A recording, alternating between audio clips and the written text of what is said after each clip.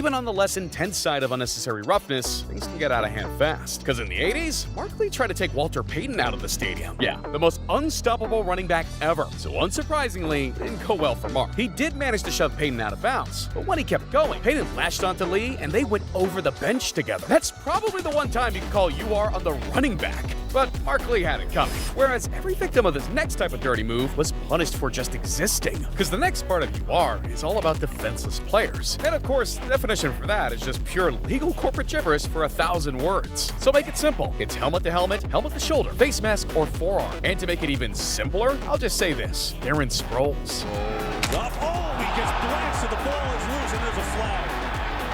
Now there's a scrum breaking loose. Definitely contact to the head and neck area. That is pretty much the definition of a dirty hit on a defenseless player. DeSazer practically hit him with a Mortal Kombat fatality. But believe it or not, that hit could have been even worse. Because at least DeSazer didn't launch himself, aka both his feet were still on the ground. When they leave the ground, get what Ryan Clark did to Wes Welker. 7 over the middle. And Ryan Clark laid out Wes Welker.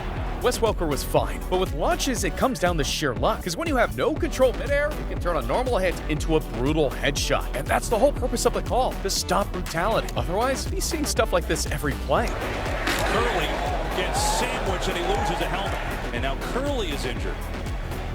Curley got caught in the nastiest threesome ever, got a concussion, and still finished the game. And obviously that deserves respect, but it happens way more than you think. Because Devontae Adams got the same treatment in 2017, but this time it ended with a knockout. Up the middle screen to Adams. Ooh, he got popped in the face. Oh, my mouth guard comes out and they're asking for help right away. That hit had him out cold before he even hit the ground. And even though the refs caught that one and suspended Danny Trevathan for the hit, they must have been eating a hot dog when Adams' second knockout happened. Ton of time, throws deep downfield. Adams cannot haul it in. And Devontae is still down.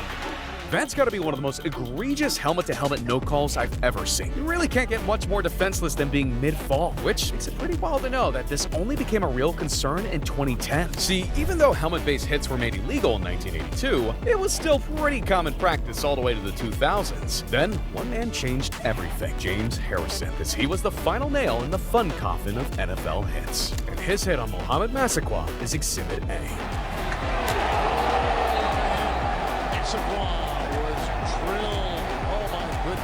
That was the hit that changed the NFL. Pure helmet-to-helmet, your defenseless player.